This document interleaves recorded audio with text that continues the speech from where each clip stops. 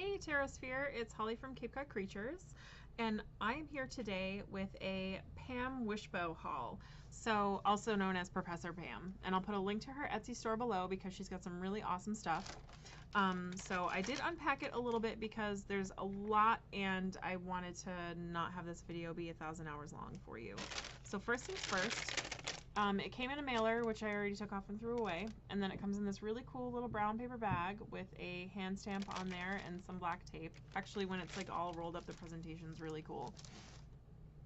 And first things first, I ordered these cool art print sets. So the first one is When the World Was Magic, and they're almost like little giant divination cards, like not little giant, they're also like giant divination cards, but it's only a 6-print set, so I don't know, like I kind of want to use, maybe I'll use them for like random meditation or whatnot. I'll just see if any particular one calls to me. And the same thing with this one would be the long nights. And each one has a different theme. Like this one is the willow branch. I believe there's one in there, the boulder, the avalanche, and the undergrowth. So there's 4 nights here. Which, I mean, honestly, I'm kind of getting the same vibe from these as I would get from the Knights of the Tarot Court cards. But these are really cool. This is more like a really super awesome esoteric-y set of prints. So you've got like the Hand of Glory, the Bezoar, and, you know, let me just go ahead. I'll show you these, because the night ones are like, you know, a dime a dozen. Well, not a dime a dozen, but like we've all seen knights, and if you can imagine the court cards from like a really kind of traditional Rider-Waite deck, you've got the idea. But anyway, so you've got the Hand of Glory with like the key and all sorts of good stuff there, and then you've got the Bezoar with the 3 rams and the egg-shaped thing and the moon, and then you've got the coffin nails. And these are all numbered. So 10, 11, 12, 13 for toadstones, 14 for adderstones, and 15 for Chiron's obol. Which is really interesting. I wonder, no, I'm sorry, this is 9. So 9, 10, 11, 12, 13, 14. I wonder why they're numbered like that. It would be kind of cool if she's planning on doing like full sets, but this is, as far as I know, this is a standalone set. If anybody has more of her work, I'd love to know if there's a set that, you know, precluded this, or a couple of sets anyway.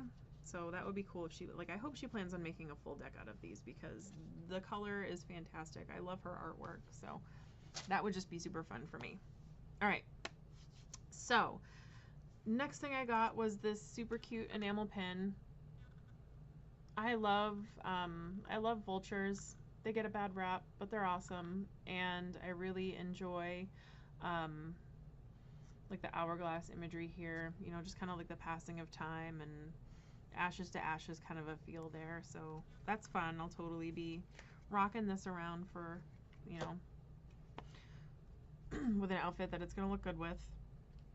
Oh, also really cute, she packaged the whole thing with the little fortune fish. I don't know if you guys have seen these fortune teller miracle fishes, but they're really fun. There's just a cute novel thing, like you put them in your hand and if they move a certain way it means a certain thing. Kind of like a mood ring, but it's a fish. Alright, and then I got a little hex breaker. So this is a little smaller than I expected, but no less cute. And when you when you order these, you get 1 of 4. I did ask for a specific one, but normally it just comes to you as a surprise, which is kind of fun. But I needed a specific one for a specific reason. But anyway, it comes in, and you're supposed to take like a little thing, and they are tombstone shaped. So this is my hex breaker. I already took it out of the package to make it easier. It's a little terracotta clay tablet with an imprinted, mine is a crow, but they have like skulls and keys, and I forget what the 4th one was, but anywho, so you're supposed to put focus any bad intention, or if you feel like you have a hex, you kind of try and funnel it with intention into this thing, and then you smash it on the ground to break the hex. You can also carry it around as a protective talisman. I haven't, like, I have an idea of what I'm gonna do with mine yet, but I haven't fully realized it, so maybe I'll make a separate video. But yeah, I wanted the crow one for a specific reason. Okay, and then without further ado, we will get to the decks. So I ordered 3 of her decks. They're really cute. First thing that you should know about them is usually they come wrapped like with elastic around them. So it's just like the deck, the book, and like 2 elastics holding it together. But again, I've unpackaged everything to make it kind of faster for us to get through the video, because I don't want you guys sitting here for 1,000 hours. So anyway, the first one is the Urban Divination deck, which I think is her best known deck. It comes on black chipboard paper with gold ink in this cute little book that gives you a little spread and an introduction to the deck, and then it gives you meanings for each of the cards. And there are 32 cards in this deck. So anywho, we'll flip through a few images. So here we've got like the found bus pass, the hanged shoes. These are all things that you would find in either a thickly settled suburban or urban area. There's a crow with garbage, because that's what crows do. Here they're almost as bad as seagulls. The discarded butt. This deck does get a little adult with some of its imagery. The unlikely flower. The skeleton. The wagging reminder. Oh, it's one of my favorite cards in this deck. The shattered bottle. Hidden graffiti. And the poster pole. So I'm not gonna go searching through for them, but you should know that this is not a child's deck. There is some grown-up imagery in here regarding drugs and condoms and like that kind of thing. So, yep, like here's the one, the undisposed, which is a broken used needle, which is probably something you don't want. Like, you know, it's not a children's deck. But then it does balance it out with a sewer raccoon who's totally adorable and kind of giving off a creepy It vibe right there, but he's totally cute. So a couple of adult cards in there. I suppose you could take those out before giving it to a kid, because otherwise it's a really fun little deck. All right. And then we have the Collected Memories deck. So that would be this little guy. It really is a teeny tiny deck. I want to say it's about like 2.5 inches by 2 inches, so it's not, it's really tiny and kind of cumbersome to shuffle. Actually, I'll show you in a little bit. And then it came with this like black paper around, so I just slid that off. And the little book has the like 1-word meanings for each of the cards. And I don't think it tells you how to do a spread. I didn't look that into it. Yeah, it does like past, present, future. It's like a little, these are definitely like the epitome of little white books. And there you go. And there's 80 cards in this deck, so we really aren't going to do a full flip through. But again, it's got like the really cute kind of pop esoteric on the back, and then you've got things like the magnifying glass, the jawbone, the ring box, rabbit foot, the moon, and they're all numbered so you can find them in the little booklet if you need. But in the booklet she strongly suggests that you journal and make notes and try and figure out what the cards mean for you, because I guess it's gathered symbolism, like stuff that's important to her and her friends and whatnot, and she turned that into a deck, which I think is kind of cool. The pencil sharpener. What a thing to put in the deck, huh? Okay, so yeah, like it's just, like I said, it's really cute, but it's really tiny and cumbersome to shuffle. And then last but not least, we have With Your Shield on It, which I was really sad about how I had to open it. So With Your Shield on It came with this really cool little black, so the whole deck came wrapped up in that, and it had this red thread wrapped around it, but then she glues the label on top of the red thread, so I had to cut the red thread, which is really sad.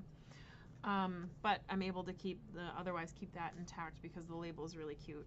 So this deck is a little larger. It's about playing card size, and it's got, she does more kind of like very specific, the backing, you know, it's like the pop culture esoteric, and here it gets a little more refined and a little more old-fashioned looking.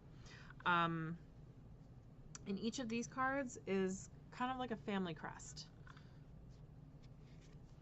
And it's printed on craft paper chipboard, the craft color. So each of these you're going to find something a little different on it.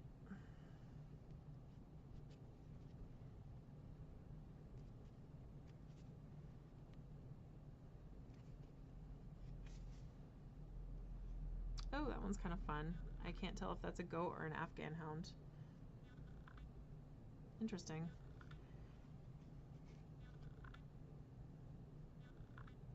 What is going on there? Oh, that's somebody leaning. Okay, so that's a person kind of kneeling over and being sad. And then a trumpet. So yeah, I mean, like, it's a cute little deck. I feel like this one's gonna require a little more study of the booklet, like kind of like delving in, because there's a lot of imagery packed into these little cards. It's yeah, I don't know, it's they're kind of intense. And then the booklet that came with it thankfully has the imagery and the meanings of each of the cards in there, and I believe it tells you, again, it tells you how to do a spread. It says use this deck in any way you like with any spread. Use in tandem with other decks or divination methods. Always use your tools how you see fit.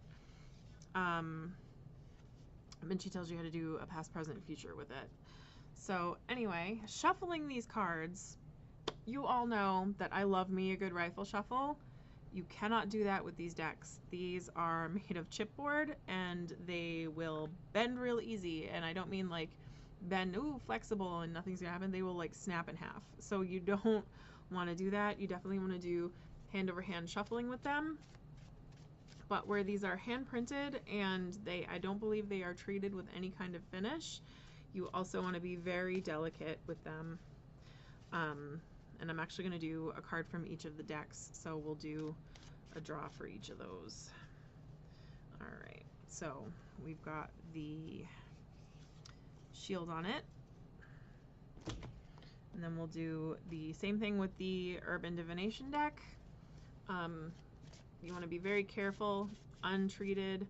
This one's a little smaller. It's a little more it's like trying to shuffle tiny coasters. So you just want to be careful with it. Make sure that you're not scratching the ink or anything. And then we'll draw a card from that one. And then this one is the one that I've had the most ridiculous time shuffling. It's so tiny. You want to take your time and go slow, because if you don't, it just kind of like explodes everywhere, and then you have to play 52 pickup with a teeny tiny deck and pray you didn't damage it in the process of dropping it all over your life. So, oh, like I just did there, see? And they're all kind of cut unevenly, which is just it's a process. It's like a part of getting a hand printed, hand cut deck. But when you go to pick it up, sometimes some of the cards fall out all over the place. So I definitely recommend doing it not over my lap, as I have just done. Beat fell out. We're not going to use that one because this deck is just really bad for shuffling. But how Dwight Schrute is this right now? Oh, I got to grab that card. I'll get that in a second. So we'll just go ahead and pull one of the cards from here. All right. So first things first, we drew number 17 from the With Your Shield on It deck, which is my favorite vulture imagery. So we've got a vulture with an hourglass, and again, this kind of gives me Ashes to Ashes feelings. We're going to look up the meanings in the book. And then we got the dustbin, which is, you know, it's like keeping it clean, but again, it's like when you're done with something, it has to get discarded or recycled so it can go be something else. So there is a sense of finality that comes with the garbage bin, but also a sense of cleanliness, so that way, you know, you're not throwing your garbage willy-nilly, like a place for everything, and everything has its place. And then we pulled the ancient coin for the collected memories deck, and I don't know, like that one's this one's a little harder for me. So ancient coin, I mean, like at this point it's no longer in use. It's something that it's, you know, it's something you would collect an ancient coin, and it definitely has historic and monetary value, but it's no longer a valid currency because it's so old. And it's coming from a civilization that's not around anymore. So there's probably a sense, and I think I'm getting it because the other two cards heavily reflect this as well. There's probably a sense of like over and doneness with the ancient coin. So yeah, let's go ahead and see what the books had to say. So for the trash bin, order, humility, and structure. Order we kind of got right? I don't know, and structure, like we kind of hinted at that a little bit with like a place for everything with its place, but humility, that's an interesting one. I'm gonna have to think on that for a little bit. Why she would pull humility from a garbage can. Okay. And then we need the ancient coin. Finality for ancient coin, which is really interesting. Because the civilization is no longer hanging out totally, but I find it weird that that's the only thing that you could think of to describe for an ancient coin. Like, I feel other things embody finality a little bit better. Whereas an ancient coin, like there's a, you know, like I get more history from that, like an old lesson that needs to be learned, or kind of like, you know, like valuing the past, as opposed to like finality. And then, all right, so for the with your shield on it, we've got the vulture dude. All right, so that one is finality, the fall, and inevitability. So we've got two cards that say finality.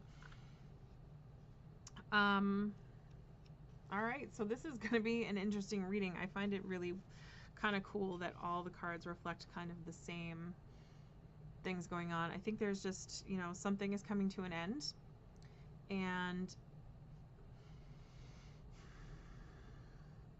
maybe like that with the humility with the garbage can, maybe it's like don't be a sore loser about it, like don't be like stompy and sad about something coming to an end, because everything has to come to an end, ashes to ashes, and it's only a matter of time. So whether it's something little or small or huge, whether it's as large as a civilization or as small as like you're finishing your soda, and you have to throw the can away or recycle it, I think it's important to remember to have grace in the way you finish things, I suppose. Like it's you know, it doesn't behoove anybody to throw a fit when it comes to the end of whatever it is that you're coming to an end to, whether it be as large as, you know, go out gracefully is kind of the way that I'm getting it.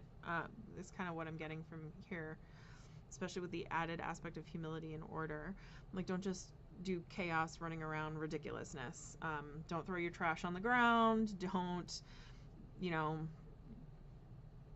don't be like, well, this is ending, so I'm just gonna, you know, whatever it, I'm gonna half-ass it, I'm gonna do whatever. Like, have some pride in the way that you're finishing, I guess, is kind of the way that is kind of the message that I'm getting from that.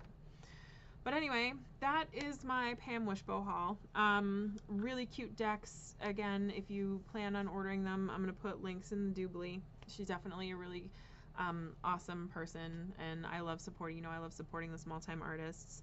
So give her stuff a quick look, and I will see you guys later. Bye, Tarosphere. Have a